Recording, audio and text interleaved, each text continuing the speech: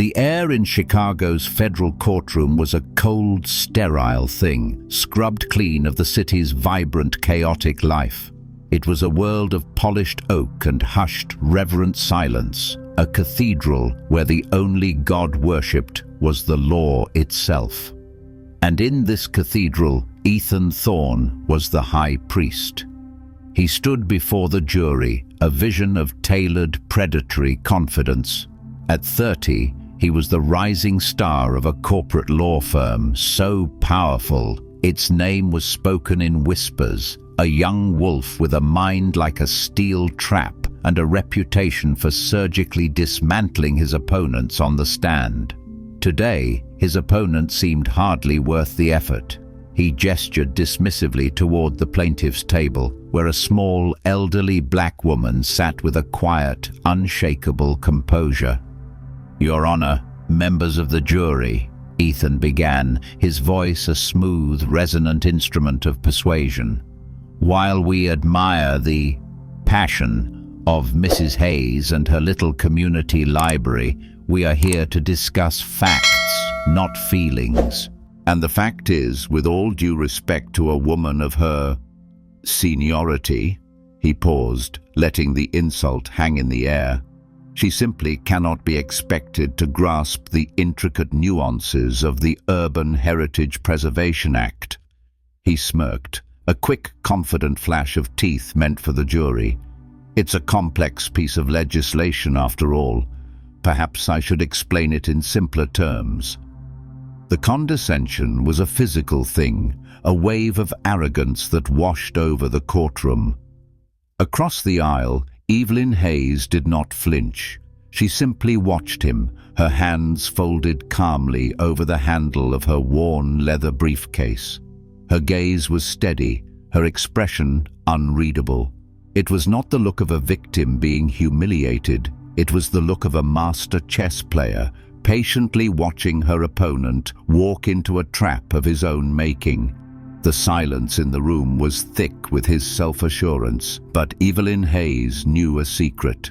She knew that the law, like a lion, is a powerful and dangerous thing. And the young, arrogant man who thought he was its master was about to discover in the most public and humiliating way possible that he had just tried to lecture the lioness who had written the laws of the jungle. Ethan Thorne's life was a meticulously constructed edifice, a skyscraper built on a foundation of pure, unadulterated ambition. He was a product of the South Side of Chicago, a world of grit and struggle that he had spent his entire adult life trying to outrun. His single mother had worked 3 jobs to put him through community college, and the memory of her exhaustion, of the constant gnawing anxiety of their poverty, was the ghost that drove him. He had clawed his way into a top-tier law school through sheer, relentless force of will. He had been fueled by an all-consuming hunger to prove that he was not the product of his circumstances, but the architect of his own destiny. And he had succeeded. A scholarship from a mysterious, anonymous benefactor, the Justice for the Future Fund, had opened the final door, and he had stormed through it, graduating at the top of his class and landing a coveted position at the city's most prestigious corporate law firm. Now, he lived in a world of glass and steel, of penthouse apartments and 6-figure bonuses. But the crack in his perfect, polished world was the very thing that had gotten him there. His ambition had curdled into a brittle, defensive arrogance. He saw the world as a battlefield, a zero-sum game where you either conquered or were conquered. He had no time for weakness, no patience for sentiment. He saw the case against the Bronzeville Community Library not as a matter of justice, but as a simple, elegant problem to be solved. On one side was Apex Development, a multi-billion-dollar client. On the other was an elderly woman running a charity out of a crumbling, financially insignificant building. To Ethan, the equation was simple. The library was a relic, a piece of sentimental dead weight in the path of progress, and Evelyn Hayes was its well-meaning but legally unsophisticated guardian. He felt a certain, almost pitying, contempt for her. She represented the world he had fought so hard to escape, a world of good intentions and empty pockets. He believed that his victory in this courtroom was not just a professional obligation. It was a foregone conclusion, a natural reassertion of the world's proper order, where power and progress inevitably and rightly triumphed over weakness and nostalgia. He was so blinded by the dazzling light of his own ascent that he had become incapable of seeing the quiet, formidable strength of a woman who had never had to prove her worth to anyone, least of all to him. The Bronzeville Community Library was not a building, it was an anchor.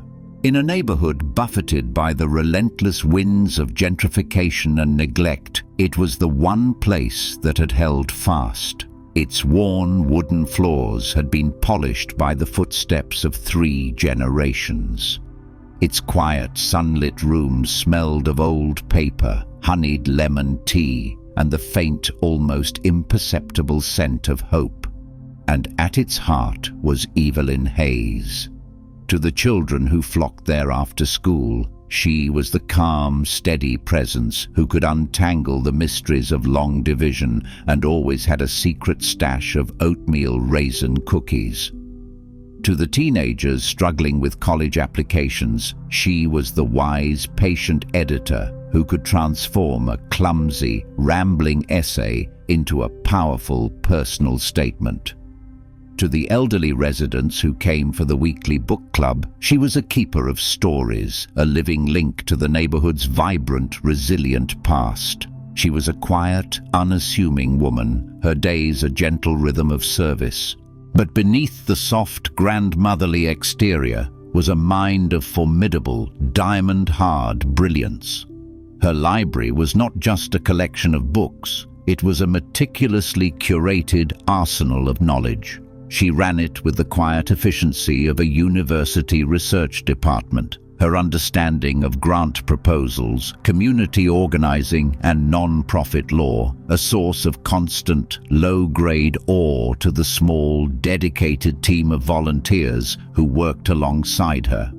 One of those volunteers was a bright, ambitious first-year law student from the University of Chicago named Maya. Maya had come to the library seeking a quiet place to study, but had quickly fallen under the spell of Mrs. Hayes's quiet, powerful intellect. "She's not just a librarian," Maya had told her roommate a few weeks ago. "She's a legal scholar." I was struggling with a concept in constitutional law, the jurisprudence of the 14th Amendment, and she explained it to me without even looking at a book, with a clarity that my own professor couldn't match. She didn't just explain the law, she explained the philosophy, the history, the very soul of it. This was the secret of the silent hero. Evelyn Hayes was not just a good woman, she was a giant hiding in plain sight. She had chosen this life, this quiet, thankless work, not as a retreat from the world, but as a different, more meaningful way to engage with it.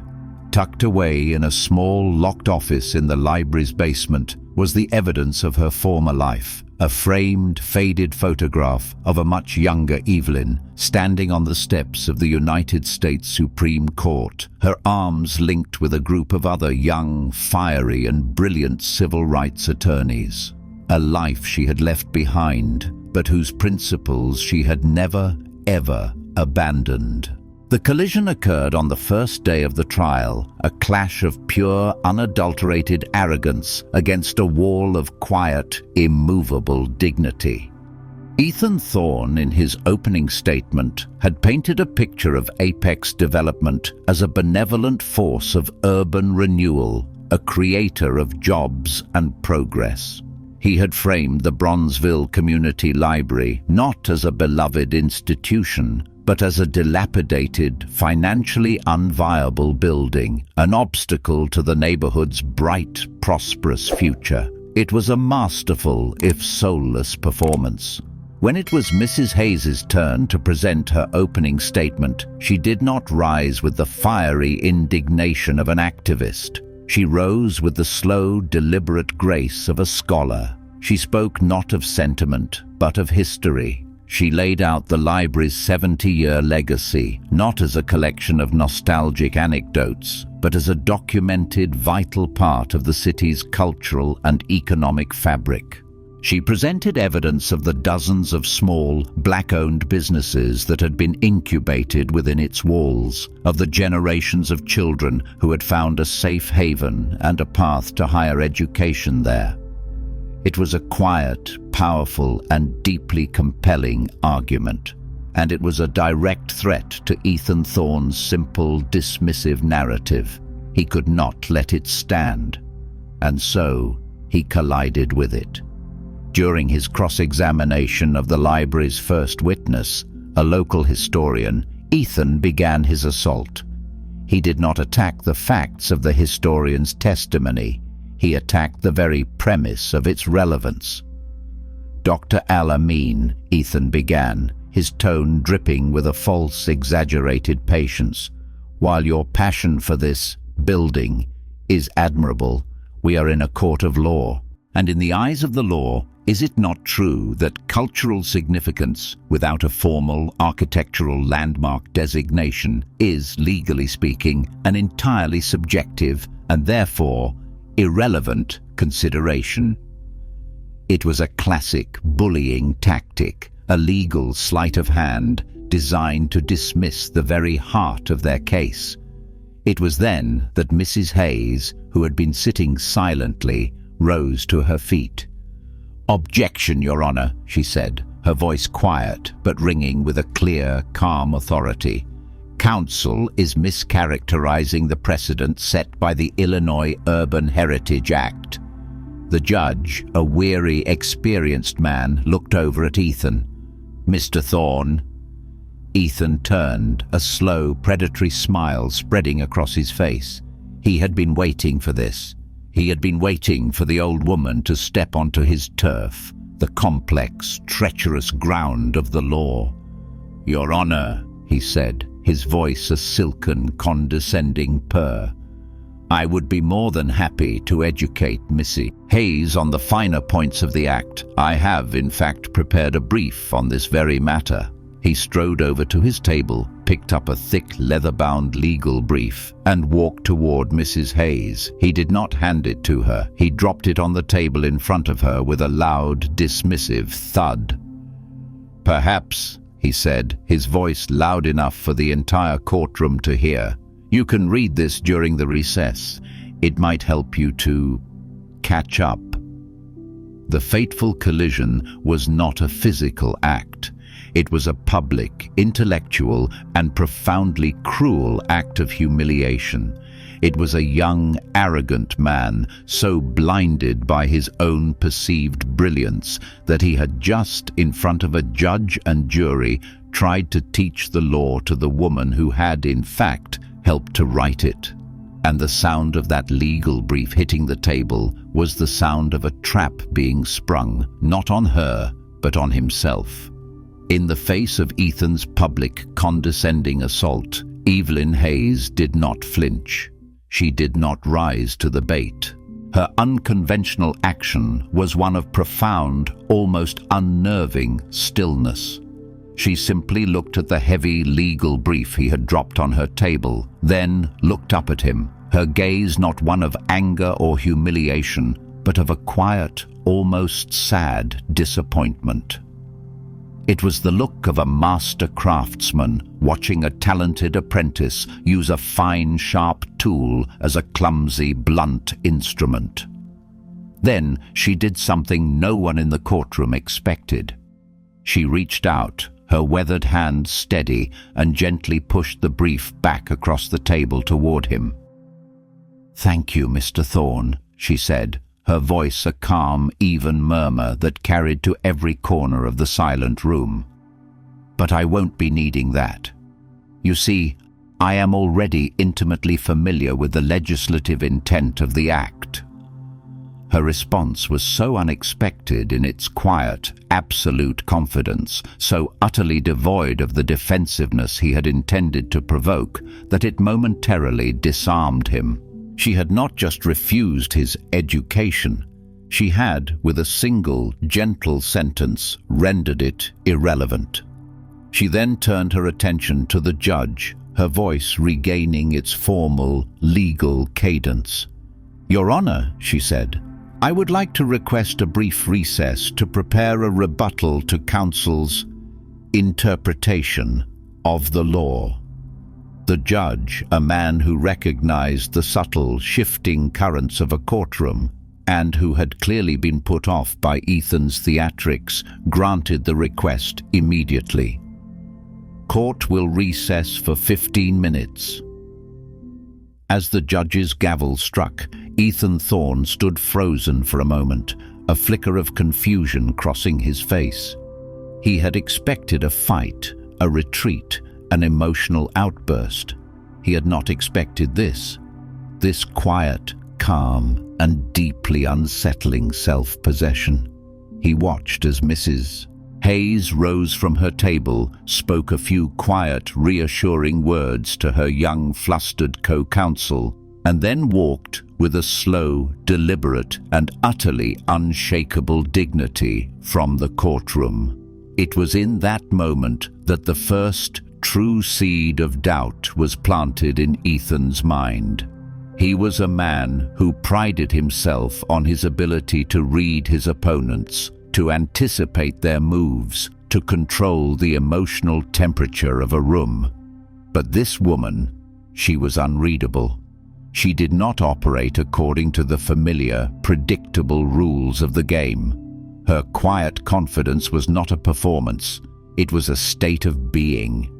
And for the first time in his young, brilliant, and spectacularly successful career, Ethan Thorne had the unnerving premonition that he was not, in fact, the smartest person in the room.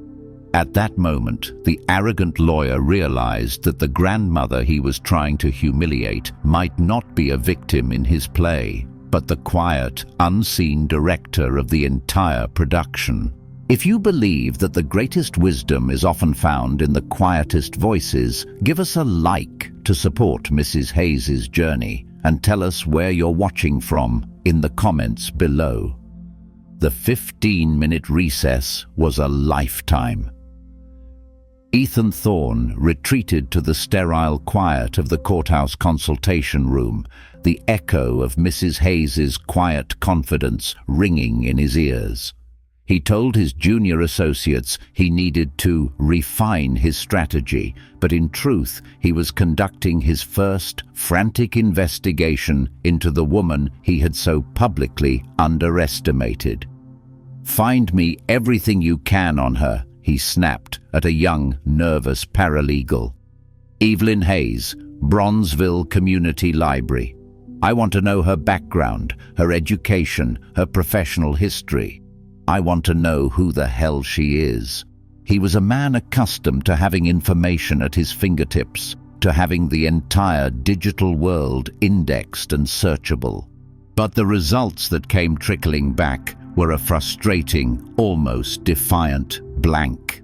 There was no digital footprint, no LinkedIn profile, no university alumni newsletter mentions, no social media presence. The public record was sparse: property deeds for the library, tax records for the non-profit, a few mentions in neighborhood newsletters about a bake sale or a community reading program. It was the record of a quiet, unassuming, and almost aggressively private citizen.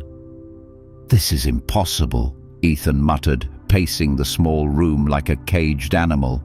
"Everyone has a history. Dig deeper." His team scrambled, their fingers flying across keyboards, but the results were the same. Evelyn Hayes, in the modern, hyper-documented world, was a ghost.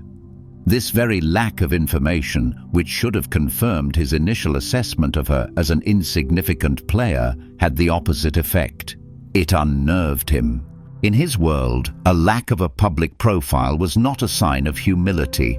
It was a sign of a deliberate and highly sophisticated form of power. It meant she was a person who did not need the world's validation, a person who operated according to her own internal set of rules. He thought back to her quiet, precise legal challenge, her almost scholarly reference to the legislative intent of the act.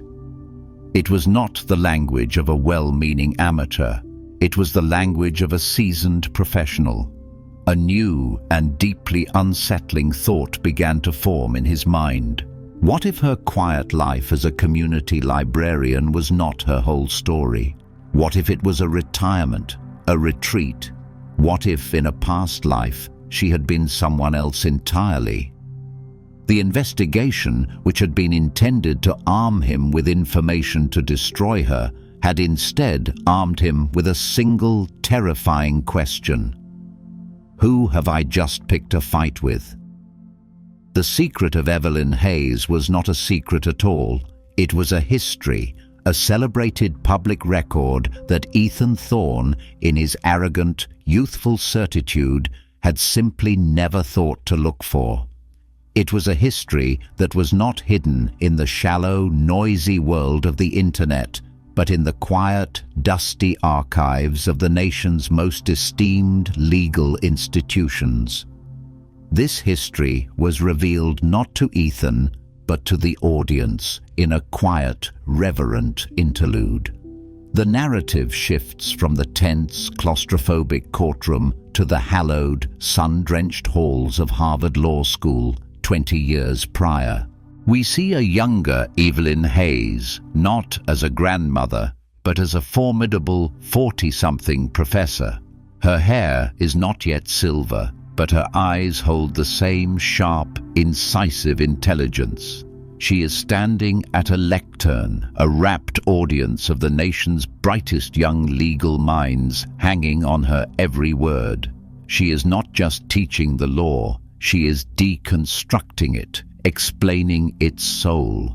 The scene shifts again. Now she is in Washington, D.C., in the mahogany-paneled office of a United States Senator. She is not a supplicant, she is a consultant, the lead author of the very Urban Heritage Preservation Act that is at the heart of the current court case. We see her, pen in hand, arguing, debating, and finally writing the precise, nuanced language that was designed to protect the cultural heart of communities like Bronzeville from the predatory advances of developers like Apex. The final and most stunning revelation comes in a single powerful image, a formal black and white photograph of the 9 justices of the United States Court of Appeals for the 7th Circuit, the second most powerful court in the land. And there, seated among the stern-robed figures, is Judge Evelyn Hayes, her expression a mask of calm, formidable, and unimpeachable authority. She had served on the federal bench for 12 years, a quiet, intellectual giant whose written opinions were legendary for their clarity, their compassion, and their unshakable moral core. Her retirement, the story reveals, was not an end, but a beginning. After a lifetime of interpreting the law from the lofty, rarefied air of the federal judiciary, she had felt a deep, profound calling to return to the ground, to the community that had shaped her, to use her considerable wisdom not to pass judgment, but to build, to nurture, to serve. And then, the final, most personal piece of her secret is revealed. We see her in the quiet of her chambers on the day of her retirement, signing the documents that would establish the Justice for the Future Scholarship Fund, the very fund that had paid for Ethan Thorne's own legal education. It was an anonymous gift, an act of quiet, forward-looking faith in a new generation of lawyers. The hero's secret was not a hidden identity, it was a hidden legacy. She was not just a librarian, she was a legend. She was not just the defendant in this case, she was its author, its architect, and its quiet, unseen judge. And the arrogant young man who was trying to humiliate her was not just her adversary. He was, in the most profound and ironic of ways, her own creation. The trap was not a legal loophole or a hidden piece of evidence. It was a moral test, and Ethan Thorne was its sole, unwitting subject. The true nature of this test is revealed not in the courtroom, but in a quiet, intimate conversation between Evelyn Hayes and her young protégé, the law student, Maya. The scene takes place during the 15-minute recess in the hushed, almost sacred quiet of the courthouse law library. Maya, her face flushed with a second-hand indignation, is pacing, a whirlwind of youthful, righteous anger. "I don't understand how you can be so calm, Mrs. Hayes," she says, her voice a low, fierce whisper. "He didn't just disagree with you. He tried to humiliate you. He treated you like you were invisible." Evelyn, who is sitting at a long oak table, a copy of the Constitution open before her, looks up. She does not smile, but her eyes are full of a deep, weary wisdom. "He did not see me, Maya," she corrects gently. "There is a difference." She then proceeds to reveal the true, hidden nature of the battle that is unfolding. "I have been aware of Mr. Thorne for some time," she explains, her voice a low, confidential murmur. "I have followed his career since he graduated. He was the most brilliant student to receive the Justice for the Future scholarship. His mind is a beautiful, formidable instrument." She pauses, her fingers gently tracing the faded gold leaf lettering on the book's cover. "But a brilliant mind without a compassionate heart is not a tool for justice. It is merely a weapon. And I have watched with a growing sense of sadness as he has chosen, again and again, to use his weapon in the service of the powerful, the wealthy, the predatory." The trap, she reveals, was not in her legal strategy, but in her very presence. The lawsuit to save the library was real, the stakes were real, but for Evelyn, there was a higher stake in play. "This case," she says, her gaze now fixed on the courtroom doors, "is not just about a building, Maya. It is about a soul. It is a final examination for a student who has forgotten the first and most important lesson of the law, that it is, at its core, a human endeavor. It is about empathy, about justice, about protecting the vulnerable from the strong." She had known that Ethan would underestimate her. She had known he would be arrogant, condescending, and cruel. She had not set a trap for him to fall into. She had simply provided him with a stage, a mirror, and the opportunity to reveal his own character. "I am not here to defeat him," Evelyn concludes, her voice a low, powerful whisper that seems to resonate with the wisdom of the ages. "I am here to see if there is anything left of the brilliant, idealistic young man who once wrote an essay that won him his scholarship, about his desire to use the law as a shield for the powerless.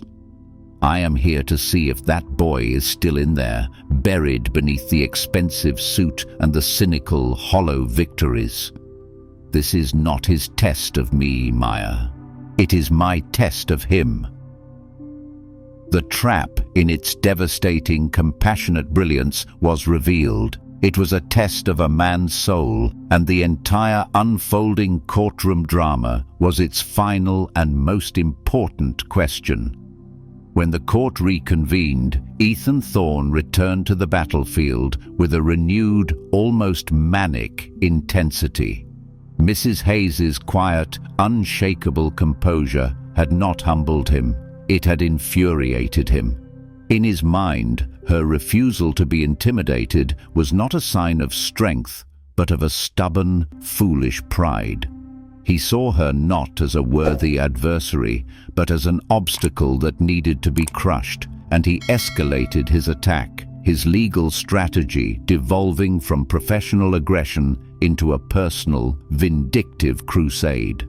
His counterattack was not a single decisive move, but a relentless, grinding assault on the very heart of the library's existence. He began by attacking its finances. He subpoenaed years of the library's financial records, donations, grant applications, utility bills, and his team of high-priced associates began to comb through them, searching for any minor discrepancy, any clerical error that they could magnify into a narrative of mismanagement and incompetence. He then attacked its reputation. He had his firm's private investigators quietly interview former volunteers and disgruntled patrons, digging for any hint of dissatisfaction, any story of a lost book or a perceived slight that could be twisted into a testament of the library's failing service to the community. But his most vicious attack was on Mrs. Hayes herself. In his cross-examinations, he was no longer just condescending, he was cruel. He would ask her rapid-fire, complex questions about the library's arcane, decades-old bylaws, attempting to trip her up, to make her seem confused or forgetful. He would insinuate with a carefully phrased question that the library's funding was not entirely transparent. "Mrs. Hayes," he asked one afternoon, his voice a silken, venomous purr, "can you explain for the jury why a charitable organization with such a modest budget would require a separate, non-itemized contingency fund?" He was not just a lawyer arguing a case anymore. He was a bully, using the formal, protected language of the law to publicly harass an elderly woman. He was a man so consumed by his need to win, so terrified by the quiet power of his opponent, that he had abandoned all professional ethics, all basic human decency. He believed he was winning. He saw the pained, weary look in Mrs. Hayes's eyes as she endured his relentless personal attacks. He saw the growing frustration of the judge, who repeatedly had to admonish him for his aggressive, badgering tone.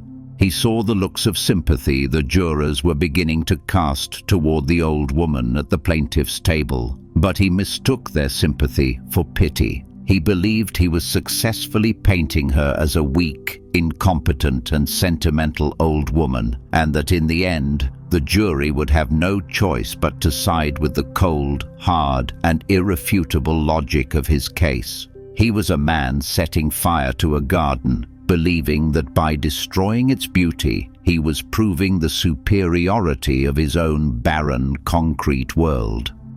The unexpected ally in this quiet, brutal war was not a person of power or influence, but a testament to the very community Ethan Thorne was trying to erase.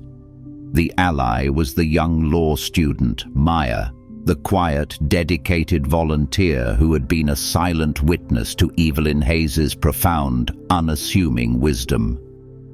Maya had been watching Ethan's relentless, cruel assault on Mrs. Hayes with a growing sense of outrage and a dawning professional horror.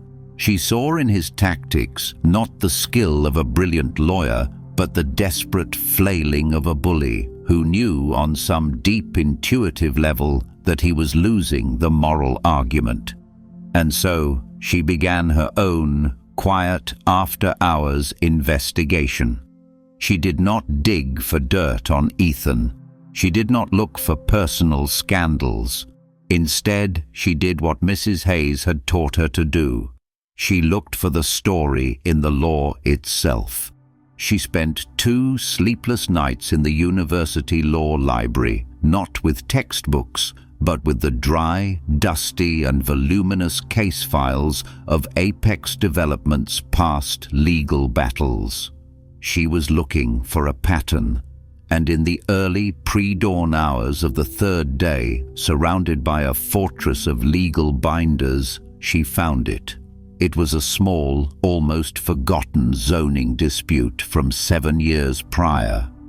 Apex Development had been trying to acquire a historic, family-owned bookstore in a different, rapidly gentrifying neighborhood. The case had been nearly identical: a beloved community institution, a predatory developer, and a seemingly unwinnable legal battle.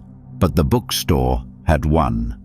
They had won on the basis of a single, obscure, and brilliant legal precedent, an almost forgotten addendum to the Urban Heritage Act that provided special protection for institutions that could prove a long and continuous history of serving as a hub of community intellectual life. The legal argument that had won the case was a masterpiece of nuanced, historically grounded jurisprudence. It was a beautiful, almost poetic piece of legal scholarship. And the author of that winning legal brief, the lawyer who had represented the small independent bookstore pro bono and had, against all odds, defeated the powerful legal team of Apex Development, was a name that made Maya's breath catch in her throat. It was a name from Evelyn Hayes' past, from her time on the federal bench. The brief had been written by one of her former law clerks, a man who had clearly been a student of her own unique, humanistic approach to the law. This was more than just a useful precedent. It was a direct intellectual lineage. It was proof that Mrs. Hayes was not just a lone, sentimental figure, but the quiet, unseen matriarch of a whole school of legal thought, a school that had already, in fact, defeated the very firm Ethan Thorne now represented. Maya knew, with a surge of pure, unadulterated adrenaline, that she had just found the one thing that could not just win their case, but could utterly and completely dismantle Ethan Thorne's entire, arrogant worldview. She had found a sword, and it had been forged in the very fire of Evelyn Hayes' own life's work. The final piece of evidence was not a document, but a moment of pure, unscripted, and devastating courtroom theater. It was the moment Ethan Thorne, in his final arrogant flourish, walked directly into the trap he had been unknowingly setting for himself for the entire trial. On the last day of testimony, Ethan called his final witness, a slick, highly paid urban planning expert who presented a dazzling, data-driven vision of the economic revitalization that Apex Development's luxury condominium project would bring to the Bronzeville neighborhood. He spoke of increased property values, of new, high-end retail, of a brighter, shinier, and more profitable future. During her cross-examination, Mrs. Hayes did not challenge his numbers. She simply asked him a series of quiet, philosophical questions. "Dr. Evans," she began, her voice a gentle, probing instrument. "In your vision for this new, revitalized community, where do the current residents go? The families who cannot afford the rents in your new, shining buildings? The children who rely on the free after-school programs at the library you intend to demolish?" Ethan immediately shot to his feet. "Objection, Your Honor. Counsel is being sentimental and irrelevant. This is a matter of property law, not social engineering." "Sustained," the judge said, though he looked at Ethan with a new, undisguised weariness. "Mrs. Hayes, please confine your questions to the legal matter at hand." "Very well, Your Honor," she said, her expression unchanging. She then turned back to the expert witness. "Then let us speak of the law." She then, with a quiet, scholarly precision, began to lay out the very legal precedent that the young law student Maya had discovered. the case of the independent bookstore, the addendum to the Urban Heritage Act, the protection for a hub of community intellectual life. Ethan listened, a slow, condescending smile spreading across his face. He let her speak, let her lay out her entire, obscure and, in his mind, irrelevant argument. He was waiting like a predator for the perfect moment to strike. When she finished, he rose for his redirect. He did not address the witness. He addressed the jury, his voice a masterpiece of patronizing pity. "Ladies and gentlemen," he began, shaking his head with a sad, theatrical sigh. "Mrs. Hayes is a good woman. She is a passionate woman. But she is, I am afraid, a woman who is living in the past. The precedent she is citing, this quaint, sentimental case about a little bookstore, is a relic. It is a piece of well-intentioned but ultimately unworkable legal idealism that has, in the intervening years, been rendered completely moot by a series of more practical, more modern, and more binding legal decisions." He then strode to the lectern and with a final triumphant flourish, he delivered what he believed would be the killing blow. "In fact," he said, his voice ringing with the absolute certainty of a man who knows he is about to win, "the foundational principle of modern property law, the very principle that governs this entire case, is that the economic potential of a property will always and rightly supersede any vague, unquantifiable claims of cultural significance. That is the law. It is clear, it is unambiguous, and it is, I am afraid, the end of the matter." He had done it. He had dismissed her entire impassioned argument as irrelevant. He had framed her as a relic and himself as the voice of a modern, pragmatic, and unsentimental reality. He had, he was certain, just won the case. He did not realize that he had not just been arguing a point of law. He had been delivering a confession, a full, public, and damning confession of his own profound and spectacular ignorance. He had just, in front of an entire courtroom, tried to explain the law to the very woman who had, in fact, created it. And the quiet, almost imperceptible smile that now touched Evelyn Hayes's lips was the final, devastating piece of evidence that his world was about to come crashing down. The courtroom was a study in suspended animation. Ethan Thorne stood at the lectern, basking in the glow of his own perceived brilliance, the echo of his final, authoritative pronouncement still hanging in the air. He had delivered a masterclass, a perfect, logical, and unassailable summary of the law. He looked over at the jury, expecting to see looks of dawning, respectful comprehension. He looked at the judge, expecting a nod of tacit agreement. He did not look at Mrs. Hayes. If he had, he might have seen the quiet, almost imperceptible shift in her demeanor, the subtle straightening of her spine, the flicker of something ancient and powerful in her eyes. She rose to her feet. She did not ask for permission. She simply stood, and in her rising, the entire gravitational center of the room seemed to shift. "Mr. Thorne," she began, her voice not the gentle murmur of a grandmother, but the clear, resonant, and utterly commanding tone of a federal judge. That was a very passionate defense of a legal principle that does not, in fact, exist. The curtain had just been pulled back. Ethan froze, his confident smile faltering. I beg your pardon. The legal principle you have just so eloquently described," Mrs. Hayes continued, her voice a calm, steady instrument of intellectual vivisection, "the idea that economic potential always and rightly supersedes cultural significance is not, as you claim, the foundation of modern property law. It is, in fact, a gross and rather juvenile misinterpretation of the very statute we are here to discuss. A low murmur rippled through the courtroom. The jurors, who had been looking at Ethan with a mixture of confusion and deference, now turned their full, undivided attention to the old woman who was speaking with such impossible, unshakable authority.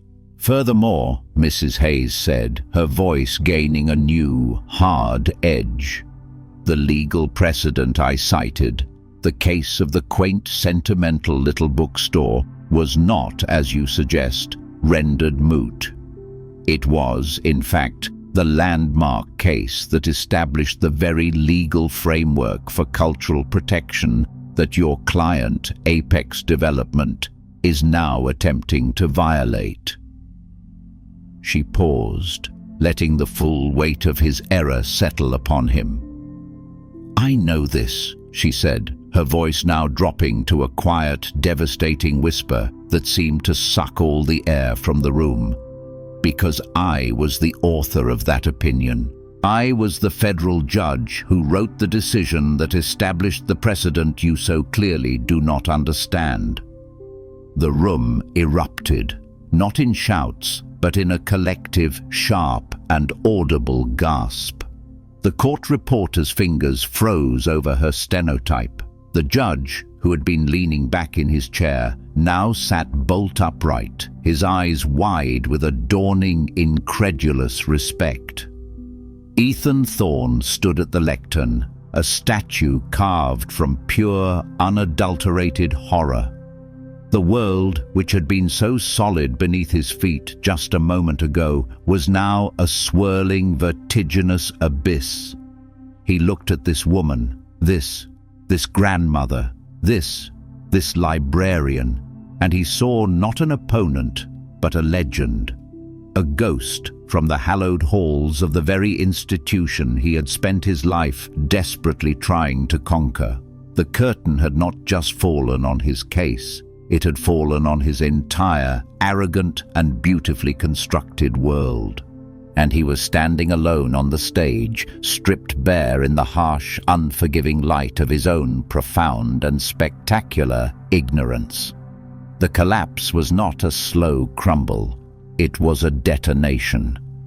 The revelation of Judge Evelyn Hayes's true identity was a shockwave that radiated through the courtroom, vaporizing Ethan Thorne's credibility, his arrogance, and his entire case in a single, silent, blinding flash. He stood at the lectern, speechless, a man who had built his career on the power of his own voice, now rendered utterly, profoundly mute. The legal brief in his hand, a moment ago a weapon of intellectual dominance, now felt like a child's toy. The judge, who now understood the full, breathtaking irony of the situation, leaned forward, his voice full of a new and deeply felt respect. "Judge Hayes," he said, the use of her proper title a quiet, formal acknowledgement of the shift in the room's power dynamic. The court was unaware of your distinguished service. Your presence here, it is an honor." Evelyn simply nodded, a gesture of quiet, regal acknowledgement. She had not done this for the honor, she had done it for the lesson. The justice that followed was not a matter of legal debate, but of a quiet, inevitable surrender. The lawyer for Apex Development, a man who understood that his firm was now on the verge of not just losing a case, but of being publicly and historically humiliated, leaned over and whispered frantically to his client. A moment later, he rose, his face pale, his voice a tight, formal concession. "Your Honor," he said, "in light of new information, Apex Development wishes to withdraw its petition, effective immediately." But Evelyn was not finished. "That is no longer sufficient, Your Honor," she said, her voice now ringing with the unimpeachable authority she had held in silence for the entire trial. "This was not just a zoning dispute. This was a bad faith legal action predicated on a deliberate misrepresentation of the law and designed to intimidate a community institution. We will be filing a countersuit for malicious prosecution. Ethan Thorne, who had been a silent, shell-shocked spectator to his own demise, finally seemed to understand the full scope of his ruin. He was not just going to lose a case, he was now facing a professional ethics investigation, a potential disbarment, and a public disgrace from which his young, brilliant career would never recover. The justice was not just that the library would be saved. It was that the very system Ethan had tried to weaponize was now being turned with a quiet, surgical precision against him. The law, which he had seen as a tool for the powerful, was, in the hands of its true steward, becoming a shield for the powerless once more. The collapse was total, the justice absolute, and the lesson for Ethan Thorne was just beginning. The week that followed the trial was a quiet, brutal reckoning for Ethan Thorne. He was suspended from his firm, his name a toxic liability, his once bright future a ruin. He retreated to his sterile, minimalist apartment, the silence of the space now a mocking echo of the profound, damning silence he had been met with in the courtroom. He was a man adrift, stripped of the one thing that had given him his identity, the intoxicating and ultimately hollow illusion of his own superiority. But it was in this state of ruin, in this quiet, humbling darkness, that a new and unfamiliar light began to dawn. He could not stop thinking about her, not just about her brilliant, devastating takedown in the courtroom, but about the quiet, almost sad disappointment in her eyes. She had not been triumphant in her victory. She had been sorrowful, as if she had been mourning the loss of the man he could have been. 1 week after the trial, he did something that required more courage than any courtroom battle he had ever fought. He walked into the Bronzeville Community Library. He did not come as a lawyer, but as a penitent. He found her in the children's section, sitting in a small, child-sized chair, reading a story to a rapt audience of 5-year-olds. He waited, a silent, awkward giant in a world of wonder, until she was finished. When the children had scattered, she looked up at him, her expression not one of anger or triumph, but of a quiet, patient expectation. "I came to apologize, Judge Hayes," he said, the words feeling clumsy, inadequate. "Not for losing the case, but for everything." "I know, Mr. Thorne," she said softly. "But I also came to ask a question," he continued, his voice raw with a humility he had never known before. How did you become you?" And so, in the quiet, sunlit corner of the library, the real lesson began. She did not lecture him. She simply told him her story. She told him about her own childhood, about the barriers she had faced, about the quiet, relentless work of building a life of purpose. And then she told him the final, devastating and ultimately healing truth. "The Justice for the Future Scholarship," she said, her eyes for the first time full of a gentle, almost maternal warmth. "The one that paid for your education at the University of Chicago, the anonymous benefactor." She paused, letting the truth settle upon him. "That was me, Ethan." The new dawn that broke over Ethan Thorne in that moment was not a gentle, rosy sunrise. It was a blinding, painful, and profoundly transformative light. The woman he had tried to destroy was, in fact, the secret architect of his own success. The person he had dismissed as weak and insignificant was the one who had, from a distance, and with an anonymous, unwavering faith, believed in him. His arrogance, his cruelty, his entire hollow worldview, it was not just a professional failure, it was a profound, personal and heartbreaking betrayal of the very grace that had made his life possible. And in the quiet, humbling ruins of his old self, a new, better man was finally and tearfully beginning to be born. The story of Judge Evelyn Hayes and Ethan Thorne did not end with a single cathartic moment of revelation. It unfolded in the quiet, unglamorous and profoundly meaningful work that followed. Ethan Thorne, the fallen star of corporate law, did not disappear into a quiet life of shame. He began a new one. He resigned from his prestigious firm, a move that shocked the Chicago legal community. And then he did something even more shocking. He became a volunteer at the Bronzeville Community Library. He did not come as a lawyer. He came as a student. Under Mrs. Hayes's quiet, patient mentorship, he began a new, more difficult education. He learned not the law of torts and contracts, but the unwritten laws of community, of service, of empathy. He spent his days tutoring teenagers, helping elderly residents with their legal paperwork. And, in the quiet hours of the evening, he would sit with Mrs. Hayes, not as a subordinate, but as a colleague, and they would talk. They would talk about the law, about justice, about the profound and often difficult work of building a better world. The legacy of their courtroom battle was not a story of victory and defeat. It was a story of transformation. Ethan, with Mrs. Hayes's guidance, established a new pro bono legal clinic within the library, a place where the residents of Bronzeville could find the kind of expert legal help that had once been the exclusive domain of the wealthy and the powerful. He was using his brilliant, formidable mind not as a weapon, but as a shield, the very shield he had once written about in an essay that had won him a scholarship and a future.